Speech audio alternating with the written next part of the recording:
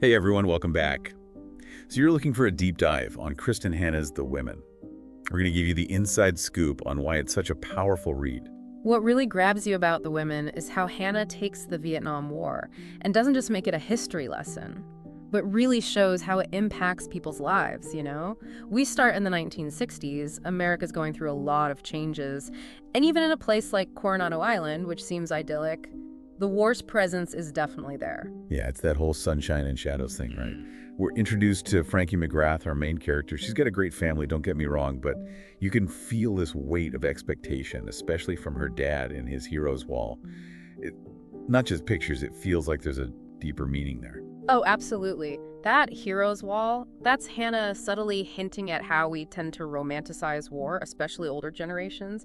It represents this pressure on Frankie, especially since her brother, Finley, is already living up to that hero image. And it's clear how much Frankie loves her brother, that whole younger sibling adoration. But his path is set. He enlists, ships off to Vietnam, and you instantly feel the impact of that on Frankie. It's a turning point for her, even if she doesn't realize it yet. It's more than just her brother leaving. It's the expectations back then. Women were supposed to be wives, mothers. Yeah. The ones holding everything together while men went off to fight. Finley's fulfilling their father's ideal, which puts Frankie in a tough spot. And that's where Frankie makes a decision that takes us from sunny California straight into the eye of the storm. She becomes an Army nurse in Vietnam. Talk about a change going from a bookish girl to practically an angel on the battlefield. What makes someone do that? It's complicated, and Hannah captures that beautifully. Sure, you could say she's trying to be like her brother to get her dad's approval, but there's also this desire in Frankie for something more, something beyond what's expected of her. Okay, so let's talk about that transformation, because Frankie goes from starched uniforms at home to the chaos of a Vietnam War hospital. That's got to be a huge shock. It is. It's like being thrown into the fire. Hannah doesn't hold back on the realities of war. The sights, the sounds, even the smells, it's all there. It forces Frankie and us as readers to confront just how brutal it is. This is where her nursing skills are put to the test, where her idealism slams right into the raw, horrible truth of war. And it's not like it's just the patients Frankie has to deal with either, right? She's got Ethel and Barb, these other nurses, and they've obviously seen some things, but they're also hilarious. They become like Frankie's rock, her family, in this whole crazy situation. Yeah, this is where you really see how well Hannah writes about female friendships. In the middle of all this trauma and pain, these women find strength in each other. It's a testament to how resilient people can be, showing how humor and shared experiences, no matter how tough they are, can create these really strong bonds. There's this one scene where Frankie's trying to sleep in that tiny hooch, surrounded by pictures of her family back home. And she's questioning everything. You can tell she's overwhelmed. It's a side of her we don't really see anywhere else. Exactly. It's this quiet moment where you see how vulnerable she really is. Underneath the capable nurse, she's still a young woman dealing with fear and doubt and the weight of what she's seeing. That feeling of being lost in a new place, a lot of readers can probably relate to that. And you're pulled into this quiet moment and bam, the door flies open. And it's Ethel and Barb. Covered in blood but cracking jokes is such a stark contrast. Hannah uses that contrast to show how they cope. They're not ignoring the horrors around them, but they're finding humor in the darkness to get through it.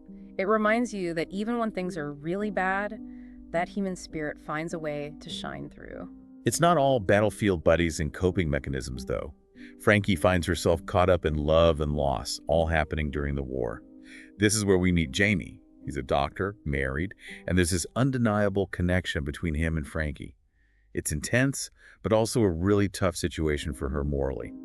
Jamie represents that need for connection, for some kind of normalcy in all the chaos. Their relationship speaks to that human need for intimacy, for love, even when surrounded by death and destruction. It's a reminder that even in war, life with all its complications doesn't stop. But of course, their situation is dangerous, both physically and emotionally. And just as this complicated relationship is developing, tragedy strikes.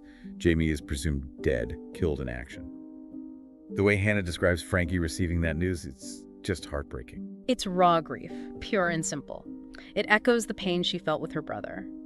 Hannah doesn't shy away from showing just how raw those emotions are. This loss really emphasizes how war creates this ripple effect of grief that reaches far beyond the battlefield itself. It forces Frankie and the reader to confront how fragile life is and the lasting impact of love and loss. And then after everything, Frankie finally gets her orders to go home. You'd think it'd be this happy homecoming, but it's so much more complicated than that. What do you think is going through Frankie's mind at this point, knowing what she's been through? Imagine going through something that life-changing and coming back to a world that's moved on without you. Frankie's homecoming is marked by this deep sense of displacement. She's been changed by her experiences, but the people who weren't there can't fully grasp how deeply it's affected her. And it's not just the outside world, it's her own family, They're happy she's back, but it's like they don't know what to do with her and everything she's carrying. It really gets to you, that disconnect between those who were there and those who weren't. Her family's thrilled, but they can't truly understand what she went through.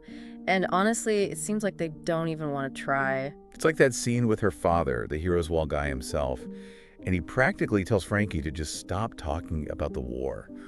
I mean, come on, she's trying to process this huge life-altering experience to connect with them, and they'd rather just pretend it never happened.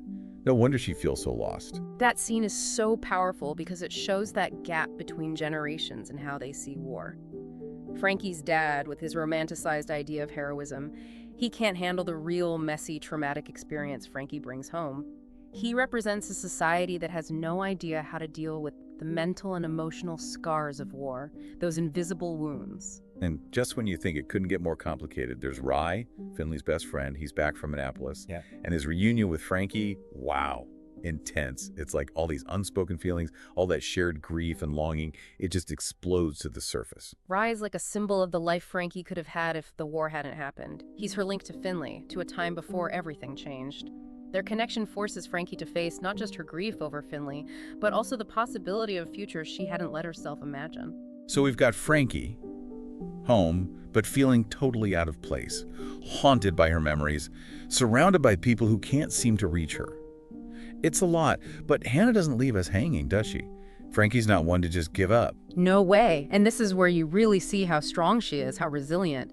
She could let the despair swallow her whole, but she doesn't. She turns her pain into action, She finds purpose in fighting for others who are hurting, for those still lost in the war shadow.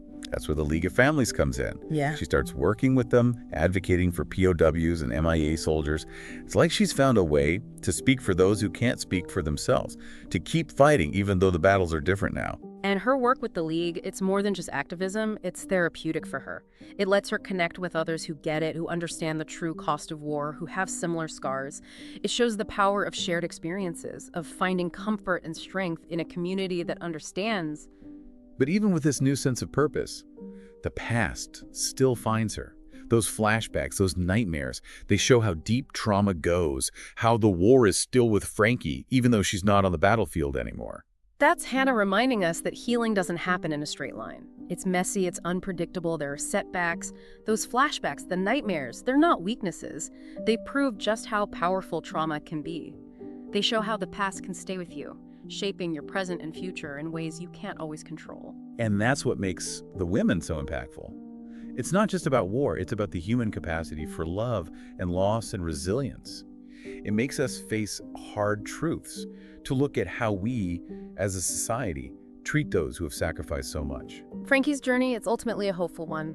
It reminds us that even when faced with incredible loss and trauma, healing is always possible. It's about finding your voice, reclaiming your story. And that's a powerful message for us to take away as we explore the women.